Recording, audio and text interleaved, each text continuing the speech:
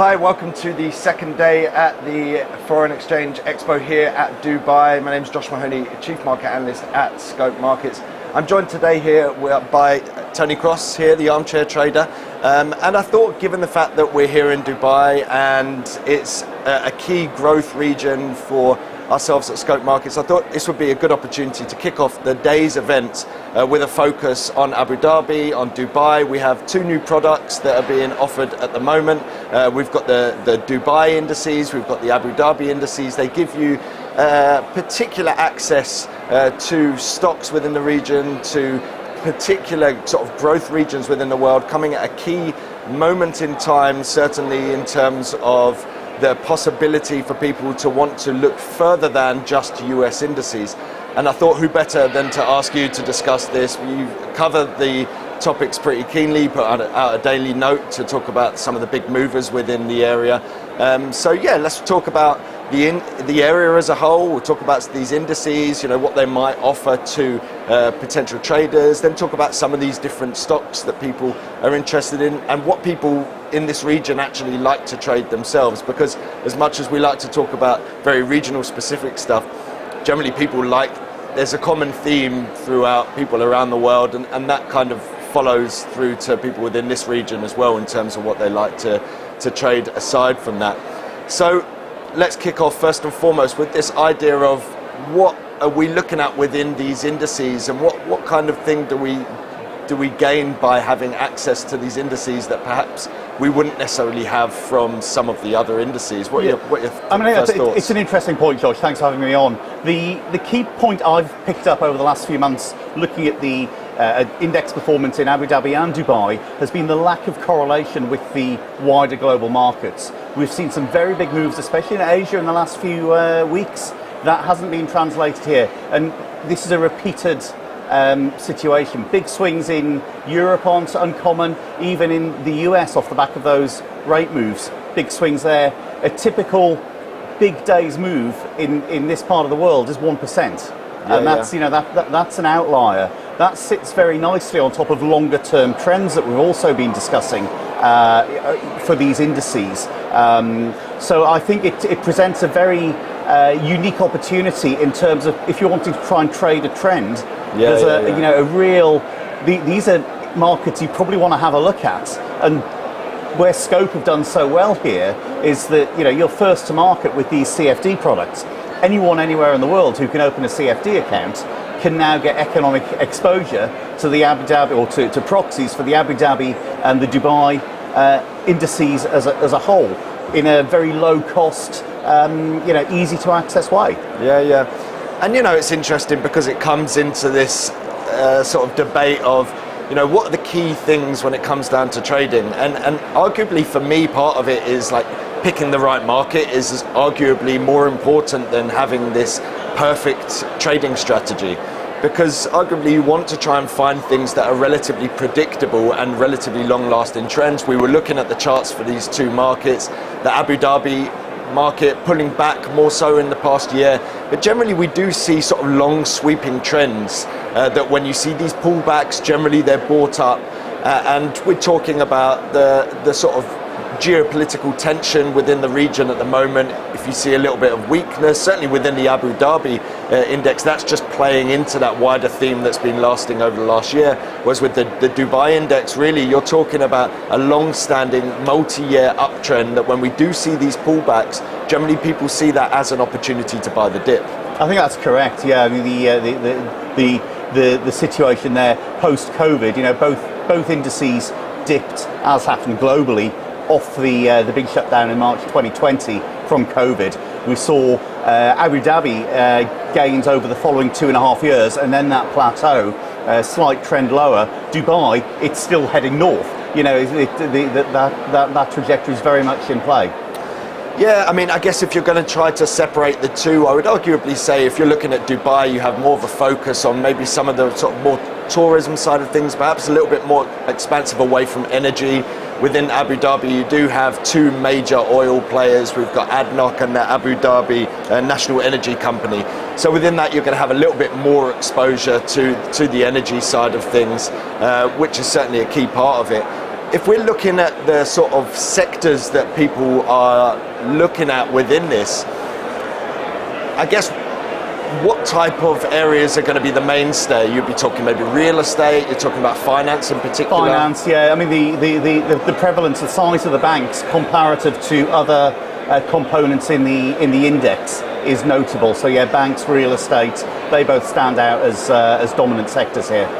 Yeah, and certainly, you know, if you're trading it, you'll be wanting to try and find very nice sort of trends. But then if you're looking for a sort of investment, you want to know that these kind of businesses have high growth opportunities. And certainly, you know, coming from London, you know, I know that we're sort of relatively constrained in terms of our sort of real estate opportunities when you're talking about the house builders, because there's only just so much space. Yeah. And certainly when you come to Dubai, it grabs you that it almost feels limitless, right? Yes. There's a lot of space around it. You can keep expanding into it. And there's also the story about expansion into other regions around it. You know, you're talking about Saudi Arabia certainly becoming a major talking point of late, and the sort of shift in mentality within that area. And certainly I would say when it comes to UAE, whether it's Abu Dhabi, whether it's Dubai, some of these companies certainly have a lot of experience in terms of being able to build to a very high quality and do so very quickly. And certainly that would lend itself to expansion within the region, where they can look beyond the shores of their immediate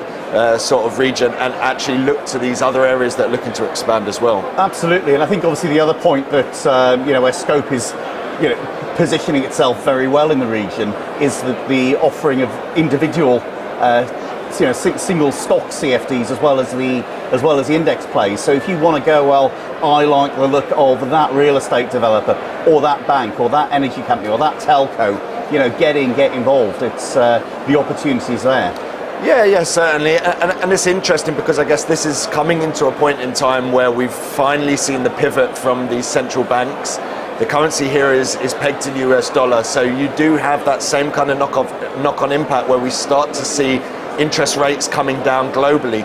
That, of course, starts to make it easier to borrow, it makes mortgages easier, it makes people start to think that the real estate sector is ready to boom once again. I think that there may be a caveat here for the region, as we've seen a whole string of IPOs over the last few years, massively oversubscribed.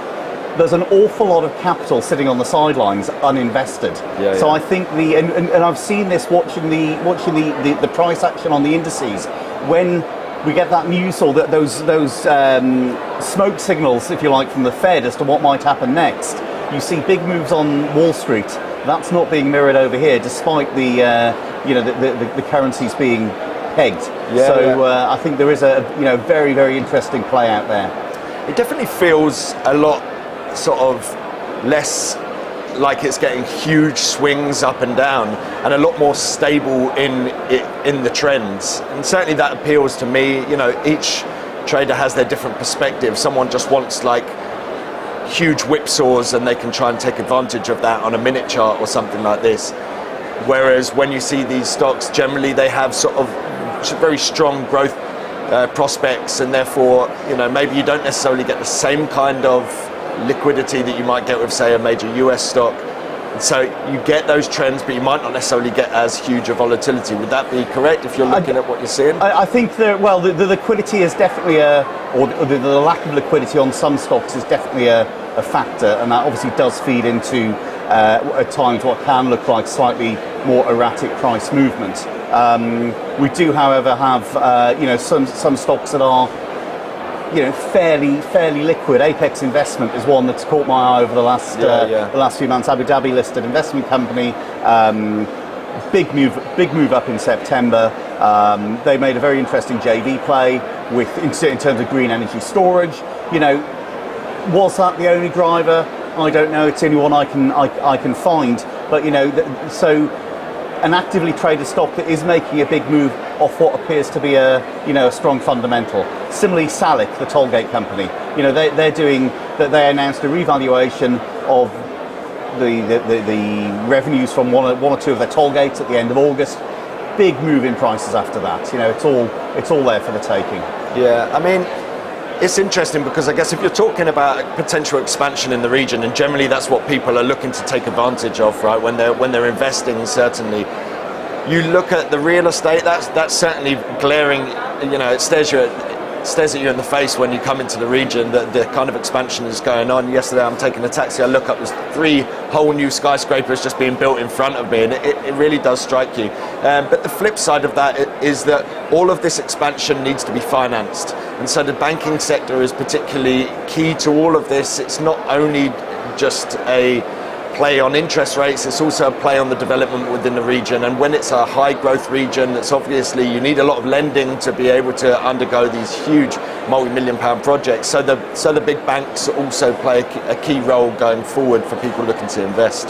Absolutely, yeah. I mean, I guess interest rates at the time, at the moment, the way that we're looking at it, it's a very interesting one, because certainly when we're talking about, say, US banks, you have this move between, say, lower interest rates, potentially cut back on margins, but at the same time it talks about when you're cutting interest rates, you're going to get a sort of higher economic growth, and you see that sort of pro-growth prospect. So people are a little bit stuck between knowing whether they should be bullish about the idea that rates are being cut and growth is going to be stronger going forward, or whether lower rates bring lower margins in turn.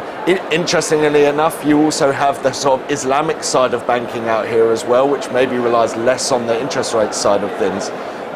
So certainly, I think the banking is not only within this region, but certainly globally right now, is certainly going to come into the limelight. And the whole move that we've been seeing recently in terms of equity markets, sort of trying to gauge whether we're going to get a hard landing, a soft landing, or no landing at all, that really feeds into perception of strength within the financials at the moment, because you're talking about sort of bad loans and the like. So certainly if we can get into that sweet spot where we're focusing more on global growth, but we don't necessarily see that big downturn in terms of sort of recessions happening in the US, happening in Europe, then that could be a really good position for the financials right now. Well, it could. I mean, I do wonder what the appetite would actually be, though, for a bank from this region to be getting too invested overseas, because the growth here is so strong and so dynamic. Why look any further than because obviously one of the big issues you face, obviously you mentioned the correlation with interest margin, net interest margin,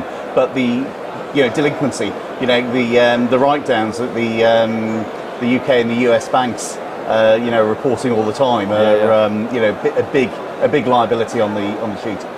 Yeah, certainly. I mean, I guess if we sort of move on to the idea of, what do people like to trade within this region as a whole, it's not only UAE stocks. Well, it's not UAE stocks. It's the opposite. That your classic trader in the GCC wants to be trading the Dow, wants to be trading oil, wants to be trading gold.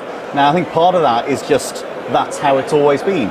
Historically, you haven't had that ability to get easy access from a single account into multiple different assets. But the world has moved on a lot. It goes back to think about 10, 15 years ago, where, to have 20 currency pairs on a proprietary platform would be, run-of-the-mill stuff. Whereas now you can trade thousands and thousands of assets all from a single provider. So I think there is I can see why people do it, because obviously there's an awful lot of information out there. The price action is typically very well telegraphed on those very popular, very liquid assets, but there's an awful lot more out there, and some of the opportunities are literally on their doorstep. Yeah, and in a way, the people within the region are trading like everyone else around the world, right? You look out for some of these sort of major markets, like you're talking about oil and gold. These are also some of the main markets for our clients all across the globe, and so it's not necessarily surprising.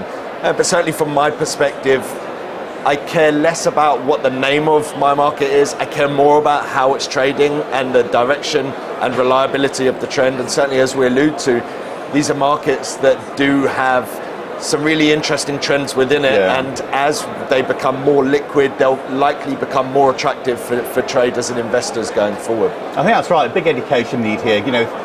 Over 10,000 instruments to be looking at. It's very difficult to know where to start, but I think I would urge people to look more closely at the price action, both on the local indices and some of those bigger stocks.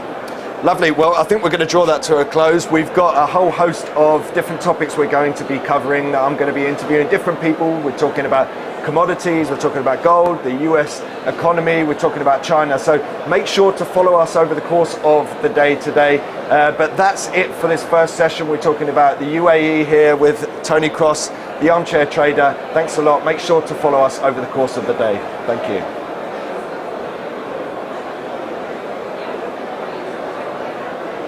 Yep. Thank you.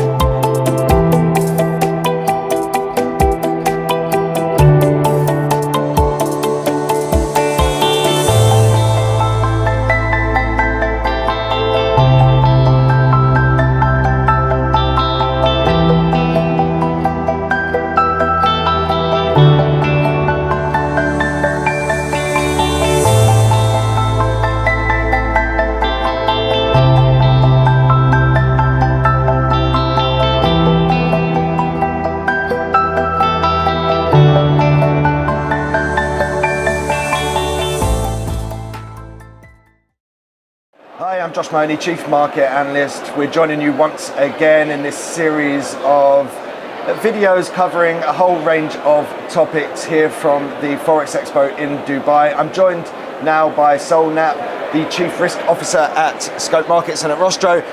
And we're going to be talking about oil, certainly particularly pertinent for this region as a whole. Certainly everyone not so long ago felt like the Middle East was just oil, and certainly that's not necessarily the case anymore. But oil, whether it's US crude, whether it's Brent crude, certainly some of the most popular markets for our traders. Just give us a sort of background to the markets as a whole and what different elements you think are particularly notable for traders to understand. Thanks, Josh. I mean, oil prices are largely driven by supply and demand from producers, from consumers, from physical hedgers. The main two products that are traded in oil are WTI, which is West Texas Intermediate, and Brent crude. Brent crude being the benchmark for European oil, and WTI being the benchmark for US derived oil. Certainly, when you see volatility within, say, supply in the Middle East, would you generally think that that's impacting Brent crude price more so than WTI? Yeah, because all oil products are very closely correlated. The distillate products like gas oil, jet fuel, gasoline, etc., are all correlated to the initial underlying oil price. And whether it's Brent or WTI that's affected by a crisis or actions in the Middle East, they're very closely correlated. So they might move at different rates up and down, but they'll move in the same direction and by roughly the same amount. Yeah, I mean, there's a whole host of drivers behind why oil prices might go up or down. It wasn't long ago that we were talking about $100 a barrel. Then we start talking about $50 a barrel. We're somewhere in between the two right now. What's your sort of overarching feeling about the market at the moment? If you look at OPEC, they were targeting originally always $100 a barrel. This is where obviously the producers, the sweet spot where they really like it there. There is more talk now about the $50 a barrel mark, and with the move to sort of cleaner energy, electric vehicles, etc., is demand going to dwindle a little bit? Maybe, maybe not, but the price looks more like a target of 50 now. Yeah, I mean, look, that's that theme in terms of the sort of electrification of the world and people moving away from fossil fuel cars. Certainly, it has been something that has led people to believe that maybe we might see weaker oil prices. But I guess this kind of shift generally takes such a long time to sort of play through, and certainly from a trader's perspective, it's something that you can sometimes get yourself caught up in a theory, but when it comes down to it, you trade the market as it is at that time, and a lot of time the market is determined by what the major sort of factors are, whether it comes to supply, whether it comes to demand.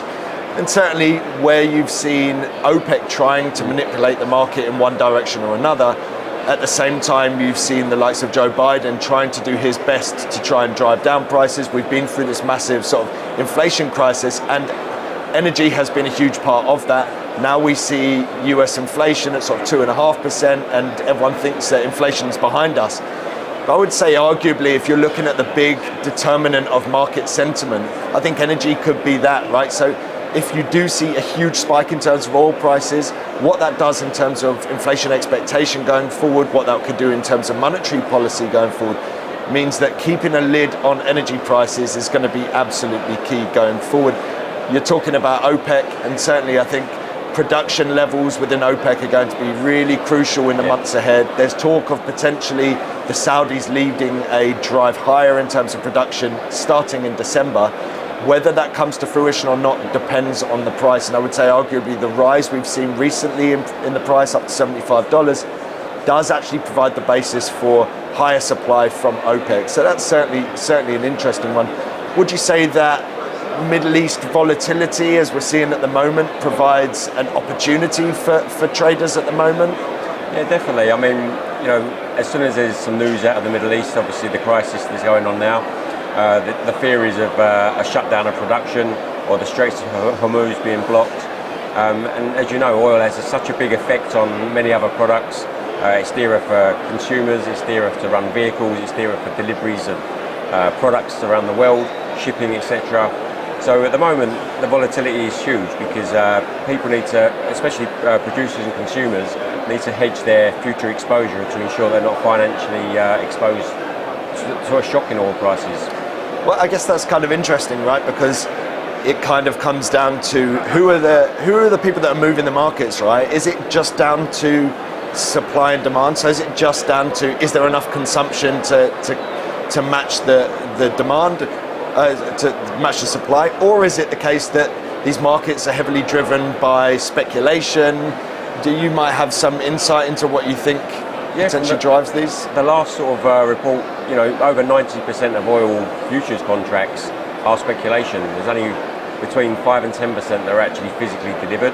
I mean, you only have to look back in 2020 in COVID, where oil demand dropped across the world as a global shutdown, and WTI actually went negative, and that was a big shock because most people don't associate a commodity with a negative price.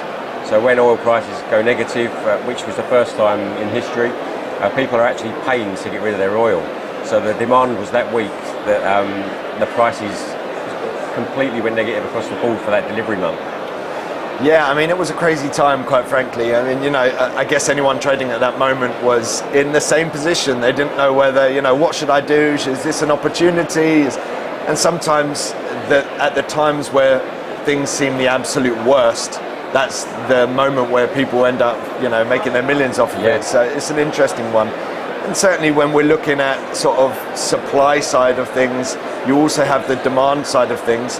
And when you're looking at the demand side, it's really interesting. We've been seeing downside in terms of oil prices today, 2% lower across both Brent and WTI. A lot of that feeds in from what's happening in China, and it highlights how much of the recent gains have been tied into the Chinese growth story. Of course, we've seen huge gains in terms of the Chinese stock market, and so it's interesting when you have two major things happening at the same time, trying to ascertain exactly what's driving what, and then the weakness we've seen in oil prices highlights exactly the idea that this is a demand story, and this could be the potential period of time where we see the Chinese consumers coming back, the Chinese businesses coming back, and that potentially drives demand going forward. So I guess the question mark here is, should we be bullish oil because of the demand picture rather than just concentrating on the supply picture and OPEC and things like that? Because if you're saying that a lot of it comes down to speculation, it's sentiment, right? Yeah. So it's sentiment for potential future demand, for the potential future supply. And certainly recently we've seen these Chinese measures being announced. They haven't been implemented, half of them. We haven't seen them feed through into the economy. So it's the sentiment for what it might do going forward. So I would say volatility going forward is more about the question marks being asked around that stimulus or potentially any new stimulus coming out.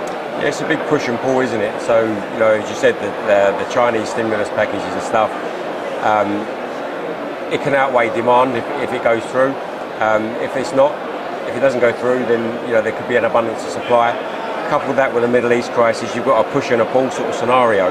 And if both of them sort of turn around, if the de-escalation of the Middle East or the change in the Chinese policies, if both things line up, you could see a move one way very quickly. But that's what creates the volatility in the market. It's two-way, supply and demand, a buyer for every seller, and that's what causes these big movements. Yeah, and it's interesting because we talk about, okay, we've seen closure in terms of the mainland markets in China, and then so it reopened. It was sort of a catch-up play with the Hang Seng. We saw some gains, but we're seeing some weakness off the back of this announcement in China, and it does sort of bid the question in my mind: do we start seeing Chinese markets trading in tandem to oil, right? So the sentiment around the sort of Chinese rebound essentially just going hand in hand with what's happening in oil.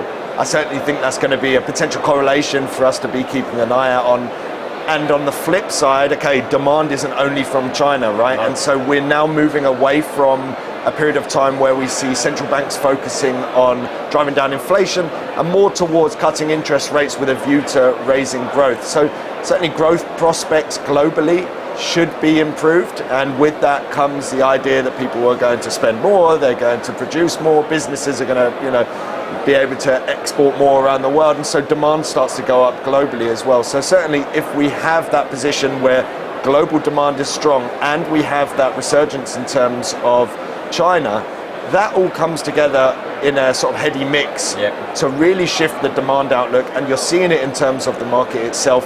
So $75 now, could that turn to 80? Could that turn into 90? And at what point do we start thinking that could be a major risk in terms of the resurgence of inflation globally?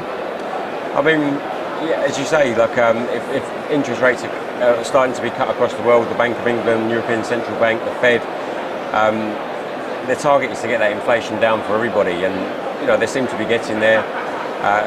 Hopefully it will be a driver for consumerism. People will start to spend more again. People will start to be able to do what they were doing 4 or 5 years ago without the constraints of higher rates. So I think you will see an increase in demand in oil pricing. I guess another key element that we all need to be looking out for is the US election.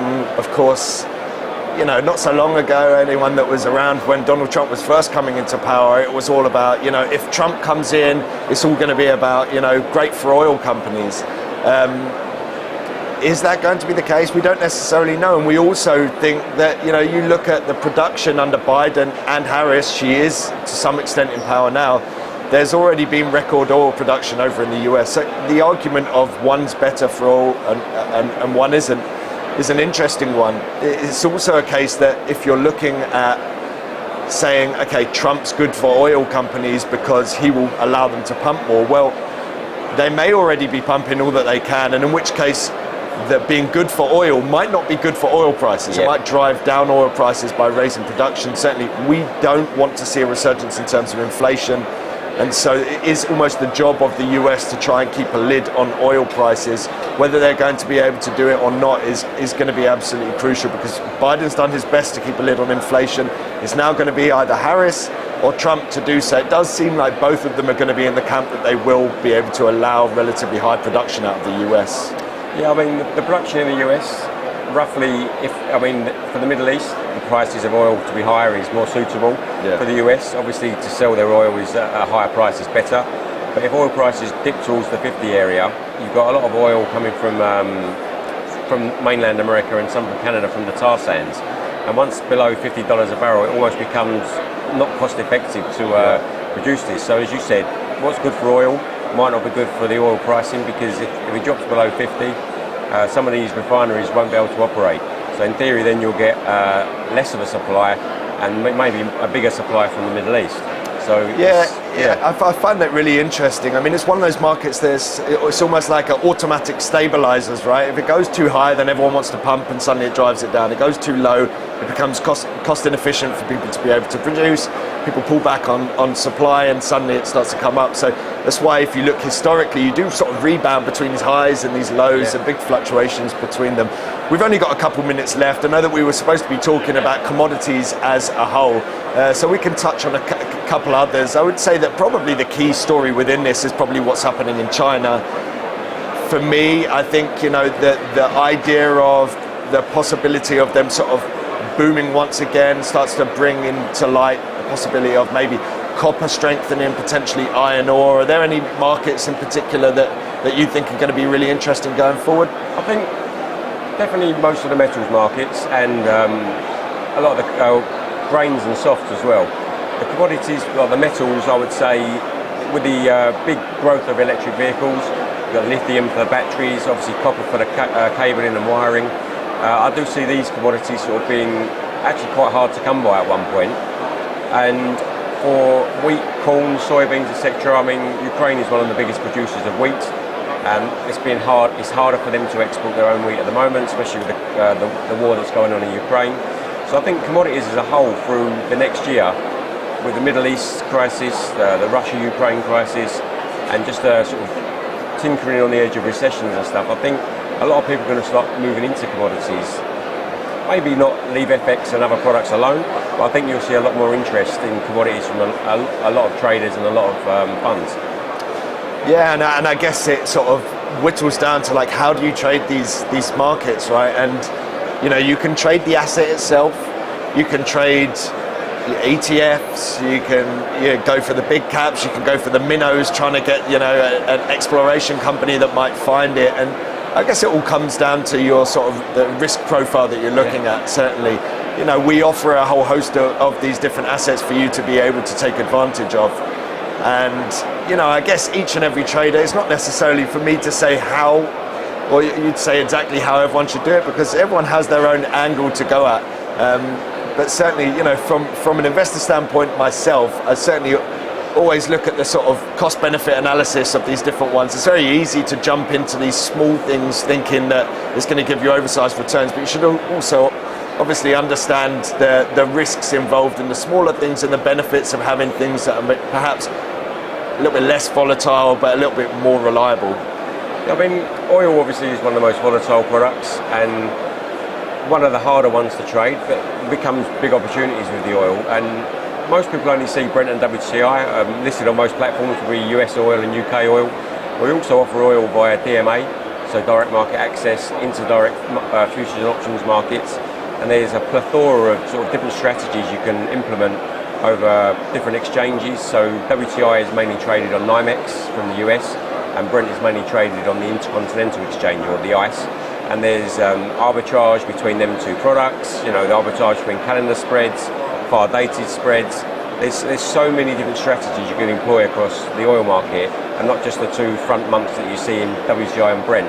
So again, with the commodities, there's very similar sort of things you can do there. You can spread these off against other commodities, sugar, cocoa, coffee. They're listed on dual exchanges, different pricing, different contract specs, different currencies. But there is all underlyingly there are a very similar product, but you can trade the arbitrage between them two across different exchanges. Yeah, so you can go as complex or as simple as you want, basically. Yeah. So the possibilities are endless. Anyway, that's all the time we've got for this topic. We're going to be joined by Sol once again in 15 minutes. We'll be talking about gold and precious metals. I know it's one of the big topics everyone wants to know about, with the fact that we seem to be hitting record highs on a weekly basis, maybe even the daily basis on good weeks. So join us again in 15 minutes and we'll be talking about gold and precious metals. Thank you.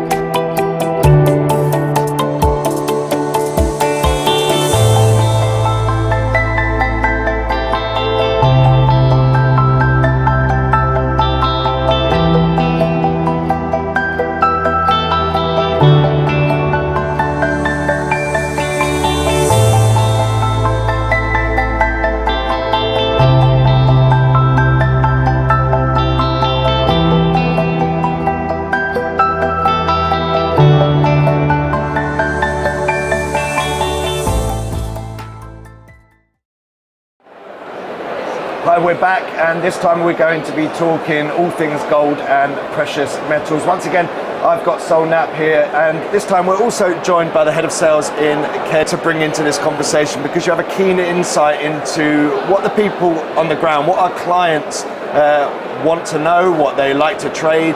Why is it that you think that gold and precious metals are particularly interesting for clients? Thank you, Josh, for hosting us. A pleasure meeting you, Sol. I think gold is an important commodity, and clients are always looking for volatility. They're looking for an asset that moves day and night, regardless of a holiday and lockout. So the retail market is also in a space where people want to own gold in a CFD space, yeah? And being a space that every client actually has tried to try different other kind of commodities, gold becomes what everyone is talking about. So the demand for it spews across board. I mean, it's an interesting one because I guess everyone has their own theory as to why gold's going to go up or going to go down, right? And we're going to touch on all of these different topics, whether we're talking about, say, geopolitical tensions or inflation or the value of the US dollar or the actions from central banks. But certainly it's sort of captured the imagination of our clients in particular, and that's to their benefit. You know, we're talking about a market that has been an absolute massive outperformer. We're talking about 44% gains over the course of the past year, which that is a massive amount for a asset like gold. You know, if you're looking at gold in particular, you know, what are the sort of key attributes that you think make it particularly interesting for traders over the years? Well, as Robinson touched on, it's a volatile product. It's open day and night. You know, it's listed on the Chicago Mercantile Exchange on the COMEX. I think regionally as well, especially in the Middle East and in Africa, it's a product that everyone's interested in. It's a product people understand. You can physically hold gold, you can touch gold. It's there. Not like a barrel of oil where you probably, not many people will be able to touch a barrel of oil, or FX. You know, it's that they're more on paper sort of products. It's where gold is an interesting product for everybody to hold. Especially, you know, a lot of trading you can be physically delivered in gold. It's a good asset to have, a good asset to hold. It's inflation proof. I think it just captures sort of everyone's needs. Do you think that, you know, I think you give a particularly good insight into the different ways that people might trade, different elements of it. You were talking to me previously about, you know, the possibility for people to be looking at this, whether it comes to futures, whether it comes to the spot market. You know, what are the different ways that people might try and trade gold? You know, maybe it's not just gold itself, maybe it's gold companies. You know, there's all sorts of ways that people gain access to gold and precious metals. You can even look at mining companies and, you know, the likes. Gold as an industrious metal is only probably sort of 10% usage. Most of gold is speculation, hedging and flight to safety. People do try and trade spot against the futures. There normally is a quite close correlation between spot and futures price, and they don't deviate too much. I mean, if you look back into COVID times, the spread between spot and future, or the difference in price, become about $80 because there was a difficulty delivering physical gold that was traded on the exchanges and actually moving that gold to where it needed to be, in the warehouses or to end producers. So yeah, there's lots of different ways. You know, a lot of people trade it technically. People trade it over data because it moves a hell of a lot, and just the general buy and hold trend because people believe it will appreciate in times of times of difficulty. Yeah, and I guess the buy and hold has worked very well for people over the years. I guess from my perspective, I've always seen what's happening at the moment as kind of a historic opportunity, and it continues to play out. If you look back over historical periods of time, gold has always done well at times where we see central banks easing. And the difference between this and times in the past is that it's been well telegraphed years in advance that we knew that when interest rates went up, it was done as a precursor to them cutting interest rates, rather than in previous times, say 2008 or like, they're cutting interest rates as a reaction to a recession that suddenly hit the market. For me, it's really interesting because we've only just cut interest rates, and in the past that cutting of interest rates has often sort of marked the beginning of an uptrend. Sometimes you find it in the middle of it. I guess the question mark is, with the fact that we've already seen such an extended move towards the upside in terms of gold, do we think it's over? Should people take their chips out and think, you know, we've had a good run, is it over, or is this just the beginning, or we're in the middle of the run? Do you guys have any perception of where you think we are in all of this? I still think we are in the cycle of it, but particularly there's still the geopolitical tension across board. So we're still expecting people to still find that as a safe haven. So we might not have seen the end of it. So, and again, you're looking at a place of getting to US elections. I don't know how the people are going to perceive the dollar at that particular point. So an opportune time, probably get it to around 27, probably. And if the geopolitical tensions exist and continue to persist, then we're looking at we're not done yet. Yeah, and I guess, it sort of poses the question of why does gold and precious metals outperform over at times of sort of geopolitical tension or unrest? And certainly it points towards the trend that we have been seeing over recent years when it comes to demand side of things, where people within regions of the world, be it Russia when we're having the war, be it China where you're having the breakdown in terms of relations between the US and China, people start to look at gold as essentially a currency aside from their own currency. If you have the possibility of devaluation of your local currency, people want to get their money into something else, and gold certainly plays that role.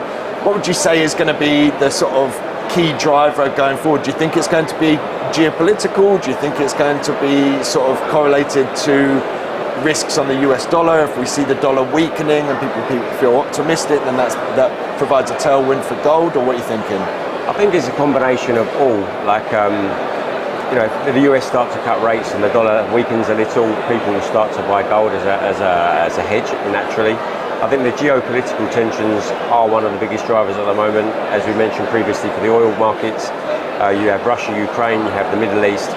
And in times of woe, when people are worried about their own devaluation in their currency or their assets, gold goes back to back in the days when before we had coins, before we had money, you held a physical asset that you could use to barter.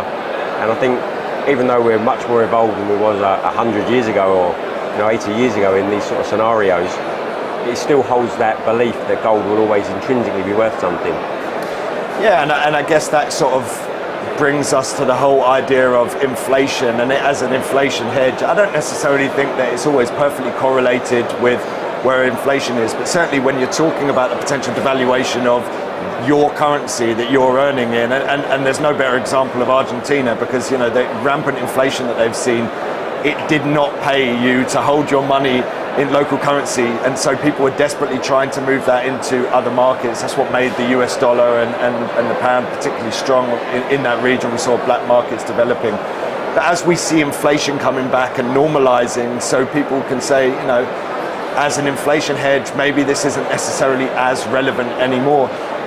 I guess the caveat here is that we have only just begun this process of normalization when it comes to monetary policy. How long does this run for? Inflation is going to be key, because inflation has the key to be able to undermine that trajectory in terms of interest rates going forward. If we're looking at gold versus other markets, I guess the other markets would generally be in the space would be silver. Silver is generally perceived as this sort of younger brother or sister to gold, can be unloved for periods of times, and then suddenly just comes back up and we see this catch-up play. I find it really interesting to note that whilst we've seen sort of 44% gain over the past year for gold, it's the same kind of thing for silver. So they're pretty much in tandem now, but we don't necessarily see that trajectory held where they're just trading in line with each other. So do you have any perception over silver? Do you think this is the time where everyone's going to jump in silver, or you think gold's still the place to be? I think gold is still going to hold on to that glory, but I think for other traders and investors also keen to match up and probably de-risk from gold, they might start looking at silver as an option and creating our new demand for it. And again, we're in a decentralized market, so when perception starts changing to a certain asset class, then also start seeing the demand for it start rising, and probably now they can trend together probably. Yeah, and I guess there's always the argument of gold's for your person who wants to buy a necklace and a ring or speculate, and silver actually has that purpose when it comes down to industrials and real life use cases. Coming into a time where we're seeing central banks focusing more on growth, we're talking about China, the potential for a boom over there.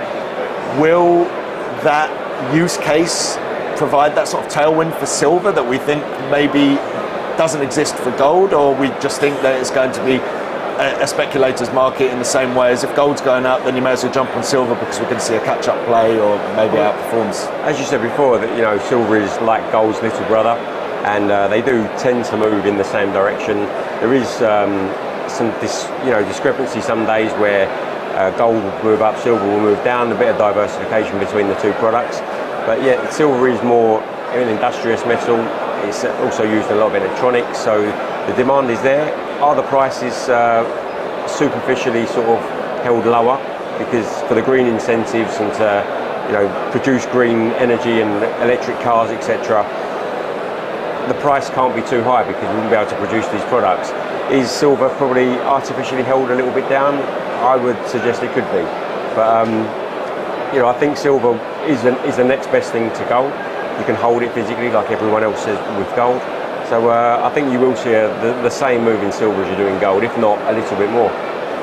It's interesting because the gold-silver ratio is something that I always follow, and certainly I've always looked back at historical instances where we see interest rates being cut. It does mark either the beginning of a bull market for gold or the middle of it. Never marks the end of it. So I would be hesitant to say this is the end of the bull run for gold, despite the fact that we've hit these lofty highs. That encourages me and makes me feel like we could have a long-lasting trend. And when we're talking about gold and silver, it's interesting that generally beyond that first rate cut, we see gold continue to outperform. So that gold-silver ratio does continue to rise. But generally, some period after that, you do see this huge reversal where we start to see silver coming into play. And so I do think there will be a time for silver to really outperform in a meaningful manner. Like you're saying, I don't necessarily think that this is immediate right now. And certainly, it does it reminds me a lot of what happens in the crypto market, where you see everyone's on Bitcoin until you try to mark that moment where the switch takes place and people go towards the perceived riskier asset. Certainly silver's not as risky compared to some of the other coins that are out there. But that relationship between your headline maker in gold or Bitcoin and then the smaller, more volatile assets where people try to chase those outside returns, that's always an interesting one, and trying to time it can be a fool's errand, quite frankly. So I would say that the trend is your friend. We've seen gold trending higher, we've seen silver trending higher. I'm bullish for both. The areas where there's question marks around are the precious metals and the metals that are related to it but perhaps unloved, the likes of platinum in particular. We've also seen palladium start to sort of turn up a little bit. Well, we've got the relationship between both of those with sort of industrial uses as well, right? Yeah, we've seen a lot of platinum, palladium. I have seen a lot more interest in these recently. As you said, they're the more unloved of the precious metals. They're not offered as widely. They're lower volumes but higher volatility in some respects. But as you say, they are a highly industrious metal in catalytic converters, and every vehicle that's on the road has some form of platinum or palladium in the exhaust system. So there is a big use case for them, more than a safe haven asset as such. It's interesting. I guess the whole move towards EV kind of dials down the need for catalytic converters, and that's been a lot of the reason why we've seen this downtrend when it comes to platinum, the likes of palladium, because people are really worried about this sort of destruction of demand for those assets. But then when I look at the chart and I start to see the potential for them to bottom out, it gets you interested. And there's something about being a trader where you are desperate to find the top of a market or the bottom of the market rather than the middle of the market, right? And if this is the middle of the market for gold, if this is the middle of the market for silver, it's up to each individual trader to try and ascertain whether they want to be that person that picks the bottom of the market and try and be the hero, or whether they just want to try and pick something in the middle of it and try and ride that trend. So it's going to be an interesting one to play out. I've a number of times thought this is really interesting, I want to write something or make a video about the possibility of these sort of platinum palladium bottoming out. But then you see some volatility and it stays low, and it's very difficult to call those tops and bottoms. But certainly gold, one of the most traded assets that we have within Scope Markets, is going to continue to be that way, I have no doubt. Silver, I think, will progressively start to grow alongside that. And so, all of these different factors are playing into it, whether it's what's happened. Once again, in 15 minutes time, to talk all things the US, we're talking about the economy, we're talking about earnings season and the US dollar. So make sure to join us in 15 minutes. And for now, that's all we've got time for when we're talking about precious metals. Thank you.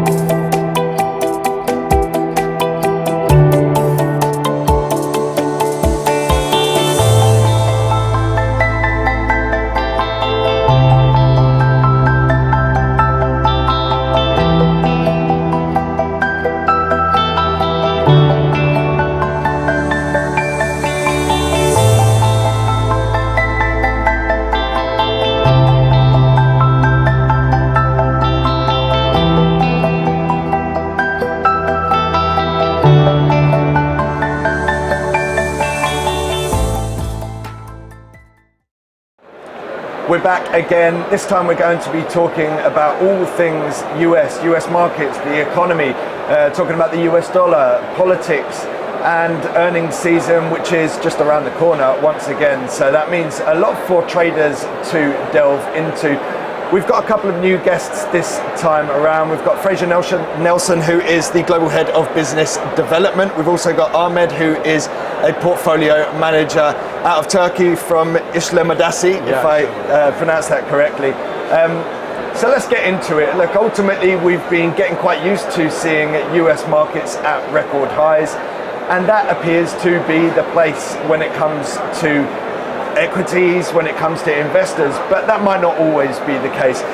What do you think is going to be the outlook going forward, right? Is it all about the US? Is it going to start to shift over time? We've been talking about the fact that we have these UAE indices, but do you think people are still just going to focus on US? People are still looking for more options. If we're perfectly honest, if we look at the P/E ratio of stocks to start with, it's the highest ratio we've ever had compared to dividend payouts, which to me is always a worry. You know, that to me seems that people are more speculating than anything else in shares.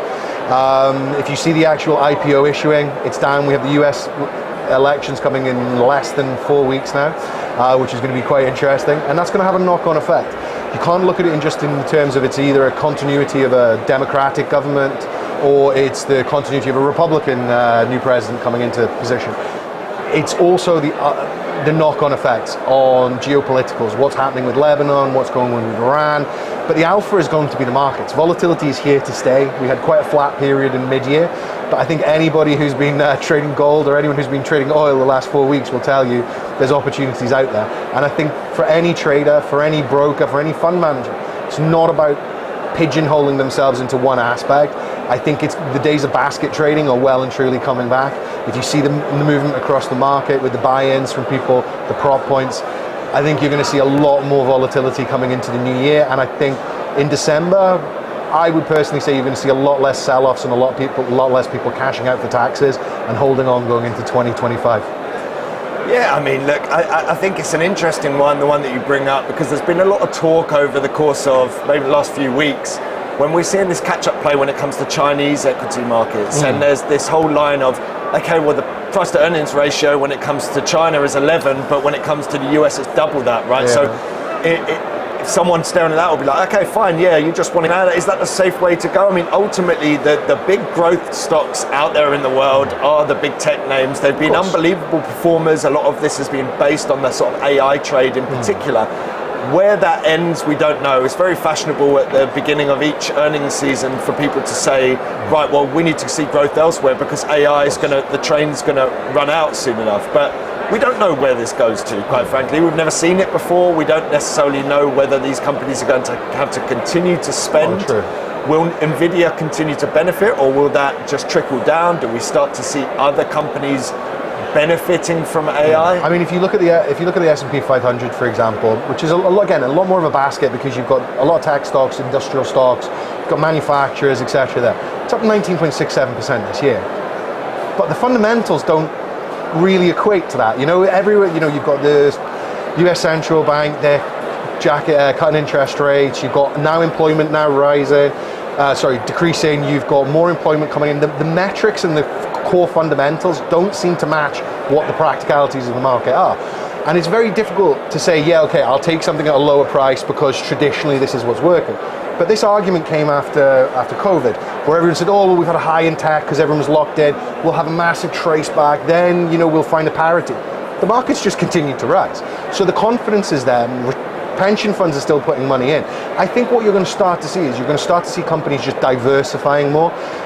Something I chatted about in one of my podcasts yesterday was with the Dubai Exchange, for example, and we mentioned it before. So they've raised 35 billion dirham in the last 3 years, but it's been overprescribed to 1 trillion dirham. So is the cash in the US or is the cash here? So I think you're going to start seeing guys, still the market's going live, but I think you're going to start to see a lot more players from the Middle East, from Europe, starting to put their money more into the US stocks and focus there again. Why? Because cash is king. And that's the truth of the matter. And I think, even with FX, with the underlying point there, even with gold, I think people are going to still continue in the stock market because the ratios are still there, the returns are still there, and the confidence is still there. Yeah, and I guess it kind of harks back to what has been a discussion in the UK in particular, which is, does the UK market undervalue stocks, right? You've heard from the 100%. CEO at Shell that just basically said, well, maybe we'll just relocate because there's no point in being here. When I look at my competitors, you're looking at Exxon, you're looking at Chevron, you know, if they're valued at a certain price earnings ratio and I'm not, then perhaps... But the issue with Shell is they've got share A, preferential A and preferential B. So it's such a different dynamic of a company where I buy on the London Stock Exchange and I have higher ownership of the company but lower dividends, or I buy into preferential B shares where I get a higher dividend but I have lower voting rights. Yeah. So it's a kind of trade-off. When you look at Exxon and people like that, they're also slightly less reliant because they have multitude of co-operations. So where you take whether the Nigerian operation or the operation they have in the Middle East as a prime example, it's a 50-50 deal with a sovereign wealth fund or a government. So they're big generators of wealth are coming from these regions now. You know, they divested out of Venezuela and Brazil, even into Ecuador and stuff like that. So I think you're going to see the rise of more Middle Eastern companies. Aramco is, I think, you know, the jewel in the crown of what can be done. Yeah. But you are very much going to see from Carabras and these ones, which is obviously the Qatar national gas carrier and stuff like that. You're going to start to see them IPO, and I'm very interested to see whether they're going to go on the US option. I can't see the FTSE closing that deal, unfortunately. But I could also see the Middle Eastern option with, again, a dual listing option going on. In terms of the undervaluing, I think you only have to look at the society to understand why it's undervalued. In America, everyone understands their pension funds, their 401k. They understand I put my money, it gets invested in the stock market. Companies make more money, it puts more money into my retirement fund. In the UK, and I'd say in mainland Europe, there's this misconception that companies are making money, their share price is going up, their dividends are going up, they're making more money, and they're evil and they're bad. Because they don't understand that the money that I'm paying to my government or into my private fund, that's where my money's invested. So it's actually good for you. So in my opinion, it's more of a financial literacy issue than it is actually the value of the stock. And I think it's bad from governments, it's bad from the pension funds themselves, not educating people of where their money is going and why these things are good for them. And I think if you get that, you get a much homogeneous attitude towards stocks and the market and the growth points. Yeah, I mean, I guess what's interesting going forward is, like, you know, you were talking a lot about sort of oil companies. From a sector-specific basis, we're at this point in time where the US economy appears to be turning a corner, certainly when it comes to monetary policy. Whether the economy is going to follow and how long that takes is going to be the key part of it, right? You don't necessarily cut rates and immediately the economy booms. In the same way as you don't raise rates and the economy folds over, which we've seen, right? It's been a long time, and now we're sort of talking about, is it a hard landing, a soft landing? Now everyone says there's no landing whatsoever, right? We're talking about 3% growth in terms of US GDP on an annualized basis. And so people are in this kind of sweet spot at the moment, right? If we can get lower interest rates and we can get a strong economy, then that's ideal, because lower interest rates should then help it boom going forward. 100%. I'm in the process of looking at a new house, and I'm literally pausing until next year because I personally think it's going to be 1.25 to 1.5% next year. But what about house prices then, right? Well, okay, house prices unfortunately are never going down because unfortunately people want to make more money. But this is the issue. The world has become far more speculative. You know, and we're talking about trends, we're talking about where it goes. One of my favorite ones, and I'm an oil industry origin kind of point from my career. So take the Euro Norwegian krone. Pre-COVID, 17 out of 20 years in April, it followed the auction values. So every late March, early April, the Norwegian government puts in an auction rights for the new plots for drilling for the oil. And based on the previous year's figures, the value of the Norwegian kroner either goes up or goes down. And it was a trend that followed every year from a 4.3 to a 4.6 growth. I used to trade that every year. I used to make a nice little bit of money, it was always good. Since COVID, that trend no longer exists. The percentages don't exist, the trend doesn't exist. So these things can change, but it takes a dynamic market shift. Where that shift is going to be, that's the next alpha. For me, I see tokenization as possibly the change in that. At the moment, what you have is far too many shares being too valued. I think you're going to start seeing a lot more share splits coming into the market because people want smaller investors to come in, hold the positions. I think we have way too much speculation at the moment, and I think tokenization is threatening the stock market as well. So I think you're going to start seeing not a fractional option in the shares trading, but you are going to start seeing some splits coming in, trying to get that more retail market coming in.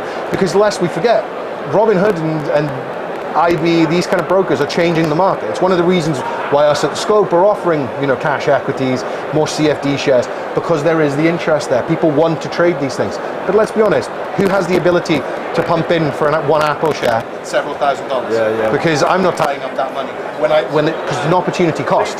I could take that 7,000 and make it work somewhere else and get a much better return.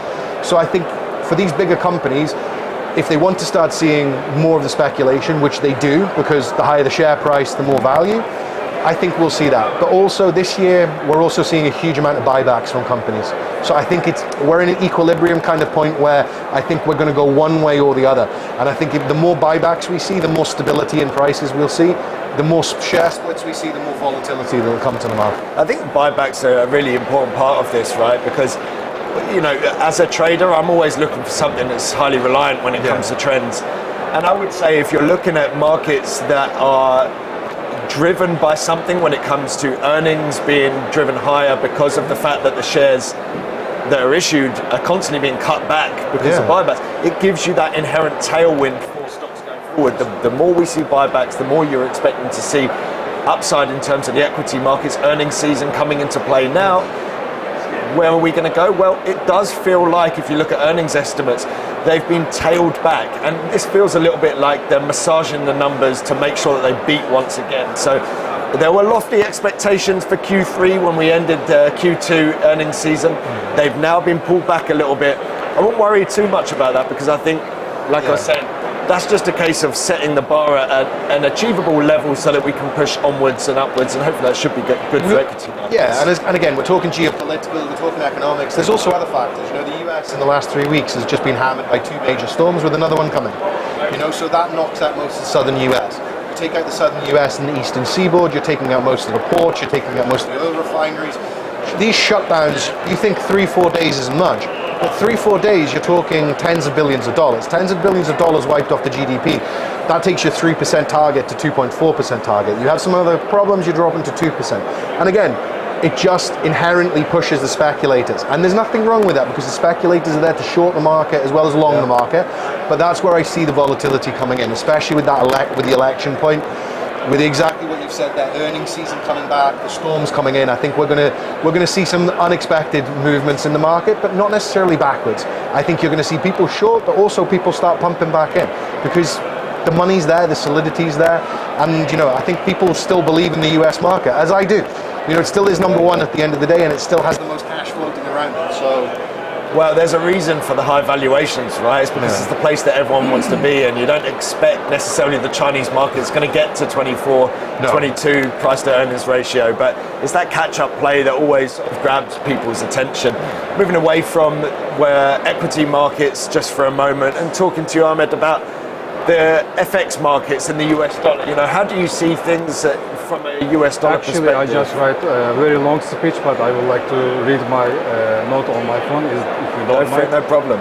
And today we will dive into the current state and of the foreign exchange market. And the commodities are particular focus on oil and gold. Both of them, commodities market are highly interconnected, and then understand their movements is the key grapes the global economic outlook. We will explore the main factors driving these markets are what expect the near future. Our overview of the market is the largest and most liquid financial market in the world, right? And it's serves a global marketplace for trading currencies where exchange rates fluctuate and based various factors like economic data, interest and rates, and the geopolitical events and the central bank policies. In 2024, the FX market continues to be driven by several key factors. The US dollar dominates, remains a dominant force in the FX market, as you say. Its range has been influenced by the Federal Reserve ongoing tight monetary policy, and particularly the response to inflation. Higher interest rates in the US make the dollars more attractive to investors, and leading to of the currency against major counterparts like the euro and yen and the pound, that will be better for commodity side. Yeah. I mean, I think that's absolutely key. Certainly, the US dollar is the place to be, much like the equity markets. And certainly, when we're looking at the most commonly traded currency pairs, it's always like euro dollar, cable, Aussie dollar. It's always the US dollar, right? And so that just shows the importance of the US dollar's trajectory for pretty much everything across the board. And there's been this big story about, you know, with the interest rate cuts comes this need to move away from the havens and move towards some of these other currencies. That has come under question recently. We've seen a little bit of US dollar strength as we see pulling back of expectations of interest rate cuts. Is it going to be another 50 basis point cut? That's out the window. Is it going to be 25 basis point cut? Most likely, but in November we're now seeing people pricing in no cut, right? So we're seeing something from yesterday, I was looking at 16% chance of no cut at the next meeting. Most likely we'll see 25 basis points, but markets really need to grow accustomed to the fact that we're going to see relative stability when it comes to that monetary easy. I don't think we should necessarily constantly be like, oh, we've got to do 50, we've got, you know, if we see that stability, that's great. But if we see inflation start to undermine that, that could really shift the narrative. And I think inflation, energy prices, that's really going to tie into the US dollar trajectory, and where the dollar goes, you know, it's going to impact all of these different currency pairs that people are looking at. We've not got that much time left, so we just got the US election coming up. And, you know, I've produced a massive, I do these sort of big deep dive videos into the US election, and I think this is a really interesting one, because I wouldn't necessarily say that one candidate or the other is, one's awful for the market, one's good for the market. There's always this perception that Trump's Mr. Markets, right? And when he was in power, he used to tell us every day when it hit record highs. But I wouldn't say it's perfect, because he's also talking about raising tariffs, and with tariffs come higher prices in the US and higher inflation. So what are you looking for in particular out of this US election? The US election is going to, it's become, you know, we're sitting at 50-50 in the polls. If you look at most places, I think if you 67% in the last Mintif poll was 67% of all people have the economy as the number one point. Then number two was at 58% was abortion rights. So you're sitting at a point where you have an 11% point with 2 or 3% either side. But where you're going to start seeing it is in the Midwestern states, what they call the flyover states and the Rust Belt. So Ohio, Oklahoma, these ones, where traditionally they have voted in a Republican manner, but you're seeing the abortion point, and not the fact that they're pro-abortion, they're pro-abortion access. So you're seeing the economy start to be weighing in with actual geopolitical factors now. But I still think the economy will come over number one. Americans are very kind of tight at the moment in terms of gasoline prices, food prices, house prices. And if there's one thing they like to pride themselves on, is that the dollar goes far. And it doesn't buy them anymore. Something to relate back to what you both said about the power of the dollar previously. If we look at the BRICS, for example, 9 months ago they announced that they're going to start trading oil in RMB and in whatever other currencies they decided, from the ruble to everything. How's that going? Because it's not going anywhere, and I'll tell you why it's not going anywhere. Because the dollar is still what's used in the futures markets. I can physically buy anything I want anywhere, but when I need to hedge it, I need to hedge in dollars. So then I need to do a conversion rate from RMB to US dollar. What's my US dollar? And the RMB isn't openly traded. The ruble isn't openly traded. So the dollar will be here to stay. So everyone is invested in the US markets. Everyone is invested in the US elections. Why? Because we all have, all our businesses, whether you're manufacturing cotton, t-shirts, selling forex, you're a bank, everything relies on the US market. What happens from there? It's a trickle-down economics, as Mr. Powell always likes to say, and leaks across. Where I actually see probably the key point being, and going forward, is the tax situation. If you look at Donald Trump's first one, as you said, with it, he loves touting the house. He cut taxes for most corporations. He's now talking about cutting them to 9% on corporate level, which is fantastic for businesses. It really is. But it's just going to put more pressure on the individual. And it's easier to raise taxes against the individual than it is against a corporation. You know, so where I see the next real big kind of push coming is, I think in the next 4 weeks we're going to have a huge, and Kamala Harris started it last night on CBS, and I think she had 3 different interviews with networks, and she's making a big push on the economics, a big push on the tax reasons, and I think that's going to be the big alpha going into the election. That kind of your dollar will go further, but he's going to increase your taxes because they're reducing taxes on the corporation. And I think that's going to be a big switch point. Yeah, I mean, my 10 cents is that the markets don't necessarily like the uncertainty of Kamala Harris is going to raise taxes or Donald Trump's going to spark inflation because he wants to raise tariffs. So I think arguably the case is that from a market perspective, it might be the case of do they get both sides of Congress or not, right? Yeah. The ability to do everything they want to do or having their hands tied by the other side is going to be key to it, because markets probably don't want to see anything too crazy either side. They just want to be left to do their own thing, and they want to see those interest rates ultimately push the economic growth higher. That's all the time that we've got for this particular session. We'll be joining you for the final one to talk all things China in the wake of the recent stimulus measures and the fact that we've just heard once again from new members within China about people were expecting the stimulus. We didn't see any more. At what point does this massive surge that we've seen in China and Chinese related markets come to an end, and what do we need to see that continue? Thanks so much to Ahmed and Fraser for this particular session, and make sure to join us in 15 minutes for a final one from the FX Expo here in Dubai. Thank you.